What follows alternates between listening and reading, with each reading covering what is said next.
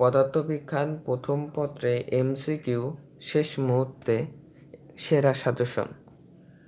তো আমি প্রথমত বলে দিচ্ছি, আমরা যে বিষয় বিভিন্ন ধরনের সোশ্যাল মিডিয়ায় আপনারা ইউটিউবে, ফেসবুকে অনেক জায়গায় দেখছেন যে আপনারা এই 300টি টিক পড়লে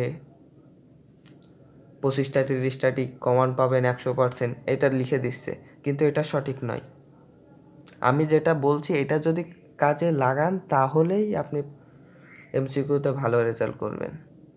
তো আউযুবিল্লাহি মিনাশ শাইতানির রাজিম, বিসমিল্লাহির রহমানির রহিম। মহান আল্লাহ তাআলার নামে শুরু করছি এবং 5 মিনিট ক্লাসের পক্ষ থেকে সবাইকে আন্তরিক শুভেচ্ছা এবং অভিনন্দন। তো মেইন টপিক আসা যাক। আপনি যে অধ্যায়ের শেষে যে এমসিকিউগুলো আছে না, ওই এমসিকিউগুলো কমপ্লিট করেন। ওখান থেকে 10 থেকে 12টি টিক কমান আসবেই 100%, কারণ অধ্যায়ের শেষে গুরুত্বপূর্ণ ওই এমসিকিউগুলো 12টি 13টি 17টি 18টি করে থাকতে পারে। তো ওই এমসিকিউগুলো কমপ্লিট করে প্রথমত। ওই পুরো এখান থেকে ওখান থেকে সোশ্যাল মিডিয়া, এখান থেকে ওখান থেকে এই 300-400 টিক পড়ে দরকার নেই। আপনার যে বইয়ে যে টিকগুলো আছে অধ্যায়ের শেষে ওই টিকগুলো কমপ্লিট করেন, কারণ আমি ওই টিকগুলো পড়েই প্রত্যেকটা পরীক্ষা ভালোভাবে দিয়েছি। আর একটা দুইটা তো ভাই এলোমেলো করে এমসিকিউ আসবেই, এটা তো কোনো বিষয় না, এটা স্বাভাবিক আসবে। কিন্তু আমি বলছি ওই বিষয়গুলো নিয়ে আপনি ধ্যান ধারণায় থাকেন সব সময়। তো এই বিষয় নিয়ে আর কথা বলবো না। আমি যে বিষয়গুলো বললাম এইগুলো যদি বুঝেন শুনেন তাহলে আপনি পাস করবেন এমসিকিউতে।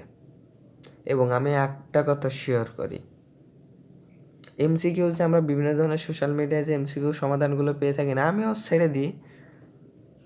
তো আমি এই কথাটা করে যদি শোনেন তাহলে আপনি খুব উপকৃত হবেন এমসিকিউ বিষয় নিয়ে। এটা বলতে গেলে একটা খুশিরই খবর। আমি যখন এসএসসি পরীক্ষা দিয়েছিলাম তখন আমার অঙ্কের সাবজেক্টে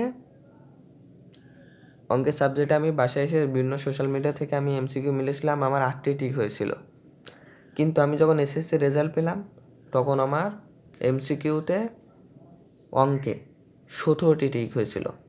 তো আমি বলছি যে বিভিন্ন ধরনের সোশ্যাল মিডিয়া থেকে আমরা অঙ্ক পেয়ে থাকি, এই এমসিকিউ পেয়ে থাকি, এটার 100%-এর ভিতর 60 থেকে 70% কারেক্ট হয়, তার বেশি না।